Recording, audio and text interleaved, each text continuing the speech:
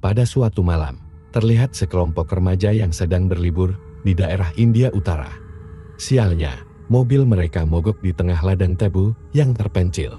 Setelah 1 jam menunggu bantuan yang tak kunjung datang, mereka pun memutuskan untuk mencari pemukiman terdekat. Maya yang merasa kehilangan tas miliknya, ternyata tas miliknya itu sudah berada di bawah pohon. Dia pun mengambil tasnya dengan tergesa-gesa sampai akhirnya tasnya terjatuh. Dan tiba-tiba dia melihat ada makhluk yang terus memperhatikannya dari belakang pohon. Teman-teman yang lain terus berjalan hingga mereka mendengar ada suara teriakan dari arah yang cukup jauh. Semua berbalik badan dan mencari keberadaan Maya. Mereka menyusuri kedalaman hutan hingga akhirnya mereka menemukan sebuah gubuk kecil. Dari dalam gubuk itu ada orang yang menggedor pintu, seperti sedang berusaha untuk membukanya. Salah satu pria mencoba mendobrak pintu dari luar, namun pintu itu tak kunjung terbuka. Mereka merasa Maya terjebak di dalam gubuk tua itu, namun tak lama kemudian Maya keluar dari semak-semak. Jika Maya bersama mereka, lalu siapa yang ada di dalam gubuk tua itu? Scene beralih ke 2 minggu sebelum kejadian itu terjadi, tepatnya di rumah sakit anak Los Angeles. Seorang dokter bernama Amy sedang sibuk dengan pekerjaannya, dan dia meminta pacarnya yang bernama Ji untuk datang menjemputnya di rumah sakit. Ketika Ji sampai di ruangan Amy, dia dikejutkan dengan kejutan pesta ulang tahun yang diadakan Amy. Dia menyodorkan kue ulang tahun yang ternyata desain kue itu melambangkan area Hindia Utara. Ji memang berasal dari India, dan dia pun sangat senang saat mendengar bahwa Amy mengajaknya berlibur ke India untuk merayakan ulang tahun Ji. Sesampainya di India, mereka menaiki mobil untuk sampai ke tujuan wisata.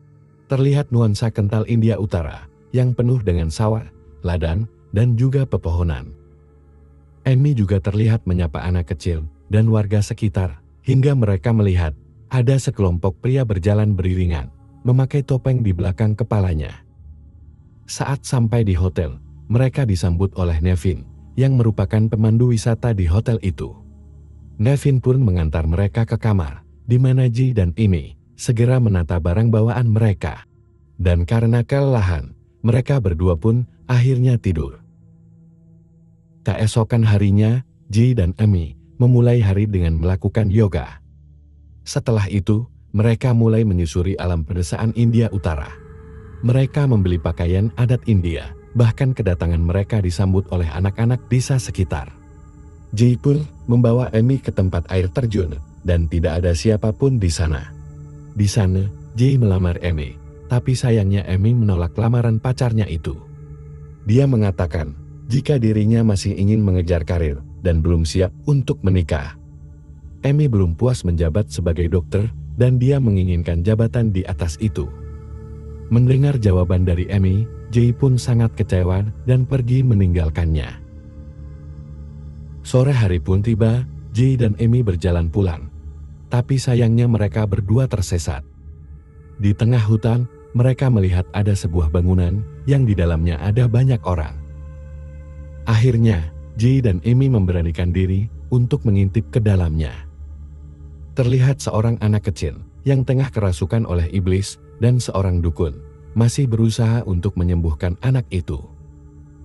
Tapi iblis itu justru menyerang si dukun dan mencekiknya. Karena gadis itu dirasuki oleh iblis, warga desa pun memutuskan untuk membawa anak itu ke sebuah tempat. Melihat hal itu, Amy bergegas mengikuti kemana arah orang-orang itu pergi, sampai akhirnya mereka tiba di sebuah gubuk tua. Amy bermaksud membebaskan anak itu, tapi J melarangnya dengan alasan tidak baik jika mereka mencampuri urusan warga sekitar, apalagi hal ini berhubungan dengan ritual mistis. Tapi Amy yang seorang dokter tentu saja tidak percaya akan hal-hal gaib. Dia beranggapan bahwa gadis itu hanya mengalami gangguan jiwa, dan sudah seharusnya mereka menolong gadis itu. Tidak punya pilihan lain, J pun segera mengeluarkan gadis itu dari sana. Mereka membawa gadis itu ke penginapan, dan Amy pun merawat gadis tersebut.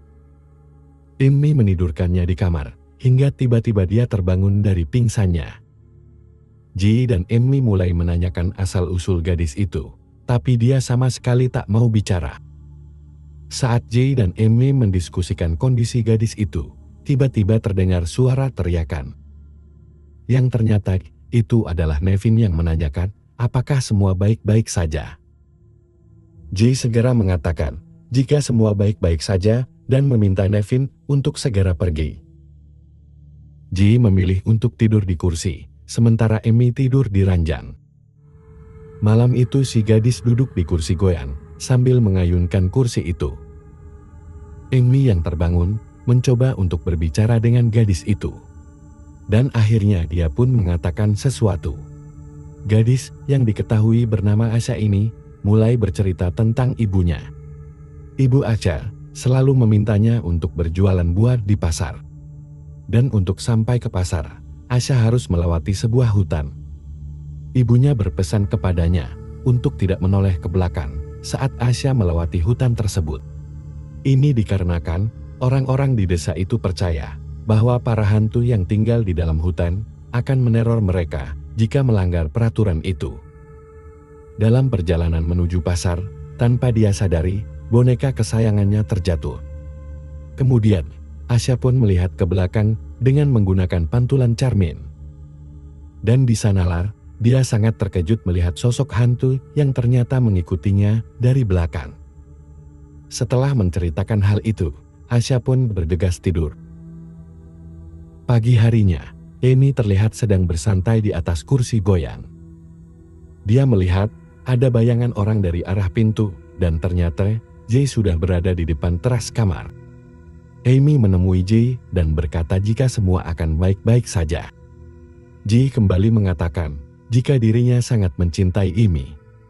Bahkan keputusan Amy untuk menyelamatkan anak itu membuatnya semakin mencintai Amy. Amy langsung memeluk Jay, namun tiba-tiba Jay melihat dirinya sendiri dicekik oleh Asha. Hal itu membuat Jay ketakutan, bahkan dia melihat ada bekas luka di lehernya. Pagi itu saat sarapan, Asha terlihat fokus ke arah lukisan yang berada di dinding kamar. Asha kemudian berkata jika dirinya ingin pulang ke rumah untuk menemui ayah dan juga ibunya. Jay dan Amy pun berdiskusi untuk menemukan cara agar Asha dapat kembali bersama dengan keluarganya. Meski Jay ketakutan melihat Asha yang kerasukan, Amy mencoba meyakinkan jika Asha hanya menderita gangguan mental. Bisa jadi Asha mengalami bipolar atau gangguan mental yang lain. Jay pun meminta bantuan Nevin untuk bisa sampai ke pemukiman setempat. Saat Jay pergi menemui Nevin, Amy memasukkan sepucuk kertas ke dalam tas kamera milik Jay. Asha terlihat masih memperhatikan lukisan itu dan mengusap gambar pohon yang ada di sana. Jay masuk ke dalam kamar dan berpamitan kepada Amy. Dia mengatakan jika Nevin mau mengantarkan Jay ke kampung halamannya di dekat situ. Di saat yang sama, Asha datang dan mengatakan jika ayahnya berpesan kepadanya agar tak bersiul di malam hari. Asha kembali bercerita, pada suatu hari, dirinya terbangun dan beranjak pergi keluar dari rumah. Dia bersiul di tengah sawah, hingga datang sosok hantu perempuan berwajah kayu. Setelah memastikan semua baik-baik aja, dia pun berpamitan untuk pergi ke desa Asha. Dia segera menemui Nevin dan berjalan mengikutinya. Terlihat Nevin menggunakan topeng di belakang wajahnya dan membawa golok di tangannya. Nevin berkata, jika fungsi dari topeng itu adalah untuk mengacoh harimau yang akan menyergapnya dari belakang. Tiba-tiba, Nevin mengarahkan golok yang dia bawa ke arah Jay. Dia bertanya, noda apa yang ada di leher Jay? Dan karena bingung menjawab pertanyaan itu, Jay pun berkata, jika dia kepanasan di dalam kamar dan membuat lehernya memar. Tak percaya akan hal itu, Nevin berkata jika di daerahnya, sangat tidak mungkin seseorang kepanasan hingga menyebabkan memar. Dia meminta Nevin untuk tidak menghilaukan luka di lehernya dan bergegas melanjutkan perjalanan. Sedangkan di sisi lain, Amy sedang bermain dengan Asha.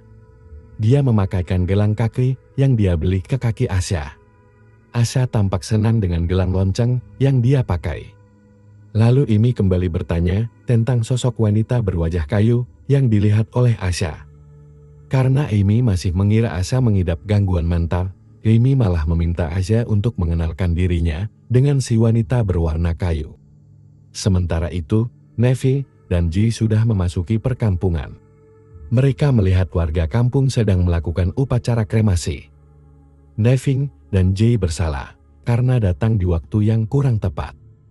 Dia juga melihat salah satu pria yang ternyata pria itu adalah dukun yang mengurung Asya. Setelah bertatapan cukup lama, Ji mengajak Nevin untuk pergi dan mencari orang tua Asya. Sementara Asya mengajak Amy ke suatu tempat untuk berkenalan dengan wanita berwajah kayu itu. Di depan hutan, Asya meminta Amy untuk bersiul dan Amy pun melakukannya. Dia bersiul beberapa kali, namun tidak ada yang datang. Lalu Asya mengajak Amy untuk bermain jungkat-jungkit.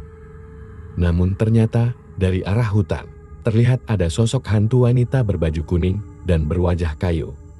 Asya terus memperhatikan makhluk itu dan saat Amy menengok, makhluk itu sudah hilang.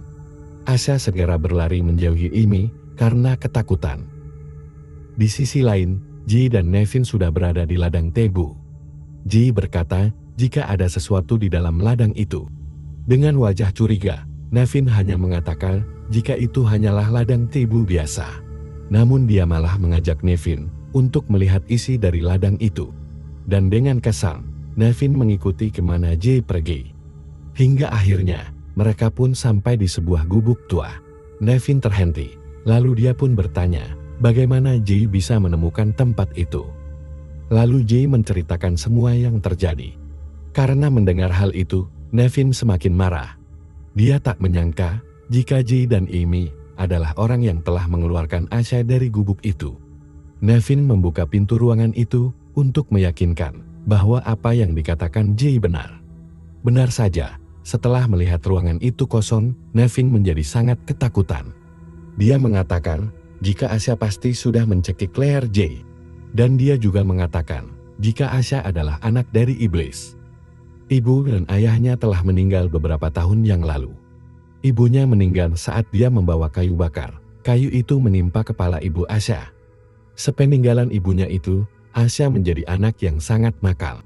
Warga desa berupaya untuk merawat Asya dan membawanya ke dokter. Tapi Asya justru mengurung keluarga asuhnya di dalam rumah dan membakar rumah itu. Akhirnya, ayah dan ibu angkatnya mati terbakar di dalam rumah itu. Nevin mengatakan jika upacara kremasi yang mereka saksikan hari ini adalah pembakaran sisa dari jenazah kejadian kebakaran tersebut.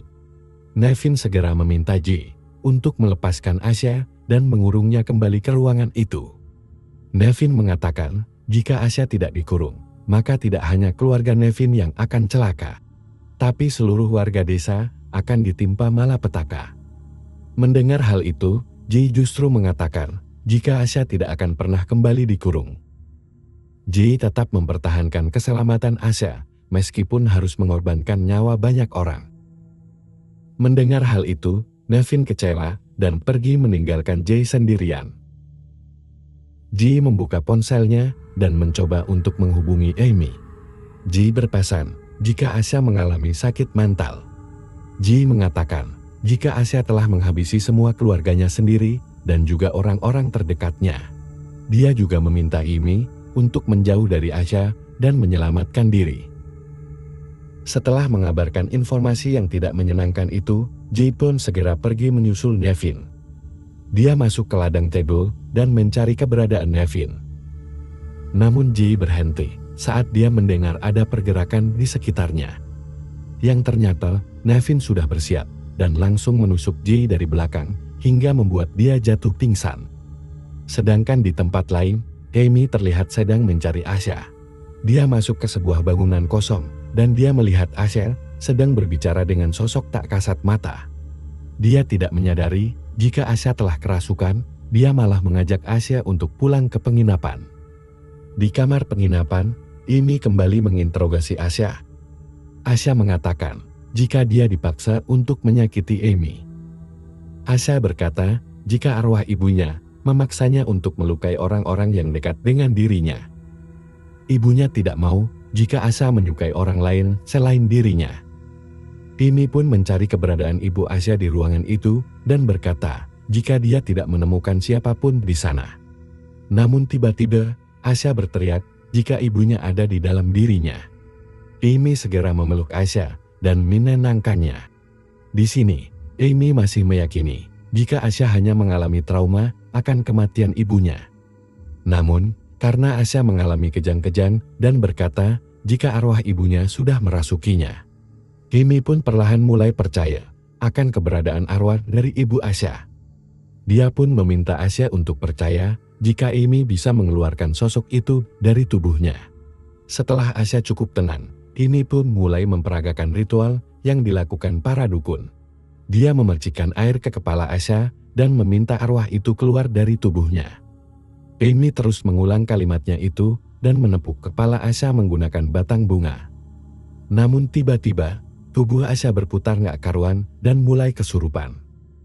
Dia berkata jika iblis di dalam tubuhnya tidak akan pernah melepaskannya. Asya pun terus-menerus mengamuk, sedangkan Amy berusaha untuk melanjutkan ritualnya. Hingga akhirnya Asya pun jatuh ke lantai. Amy mendekati Asya dan membuka selimutnya, lalu berkata, jika Asya sudah sembuh dan tak perlu takut terhadap apapun lagi. Mendengar hal itu, Asya pun tersenyum lega, seakan semua udah usai dan kembali normal.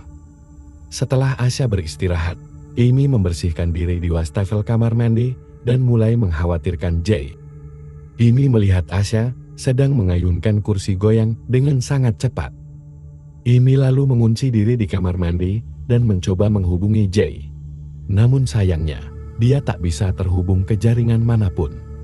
Akhirnya, Amy memberanikan diri untuk keluar dari kamar mandi. Dan melihat ruangan kamarnya sudah dipenuhi ranting dan juga akar pohon.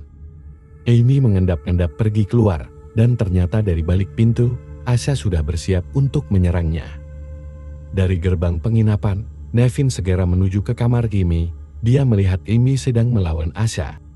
Segera Nevin memeriksa denyut nadi Asya dan dia meminta Amy untuk memasukkan Asya ke dalam bubuk di tengah ladang tebu. Amy pun menuruti semua perkataan Nevin dan mereka pergi ke ladang tebu itu. Nevin mengancam Amy bahwa dia akan membunuh Amy jika enggan membantunya. Nevin membungkus kepala Asya dengan kain goni dan Amy pun membantu Nevin untuk membawa jasad Asya. Namun tiba-tiba Amy lari ke dalam mobil dan mengunci semua pintu mobil. Tapi tiba-tiba, Nevin ditikam oleh Asya dari belakang hingga pingsan. Dan karena melihat tubuh Nevin diseret oleh Asya, Amy pun harus keluar dari mobil untuk mencari kunci mobil yang sepertinya jatuh ke tanah. Ternyata, Asya sudah memperhatikannya dari ladang tebu dan membuat Amy bergegas masuk ke dalam mobil. Namun Asya sudah menjadi sangat kuat dan membuka paksa jendela mobil itu. Amy pun kabur ke dalam ladang hingga sampai di gubuk tua. Dan ternyata di sana dia dihadang oleh Asya dan juga ibunya. Tiba-tiba semua menjadi gelap dan Amy pun dimasukkan ke dalam gubuk tua itu. Sambil berbisik, Asya mengatakan jika Amy sudah aman dan tak ada yang bisa melukainya. Setelah mengatakan hal itu, Asya pun pergi meninggalkan Amy. Amy berteriak meminta tolong sambil berusaha mendobrak pintu. Para remaja yang mengetahui ada orang di dalam sana berlari untuk meminta bantuan. Sementara itu, Jay telah sadar dari pingsannya. Jay terus memanggil Amy, tapi tak ada yang menjawab. Jay pun kembali terbangun dari pingsannya, yang ternyata Jay sudah pingsan selama 4 hari. Sekarang, dia sudah berada di rumah sakit, dan dia pun juga diberi kabar bahwa Nevin kini telah menjadi buronan polisi. Di dalam mobil, dia membuka kertas dari Amy dan membaca surat yang ternyata isinya adalah Amy akhirnya mau menerima lamaran Jay. Seketika itu, mobil ambulans dihentikan oleh sekelompok remaja yang ada di awal film dan mereka akhirnya bisa menyelamatkan Amy. Sedangkan Asya sendiri sepertinya sudah menjadi sosok iblis yang siap meneror penduduk sekitar. Dan film pun selesai.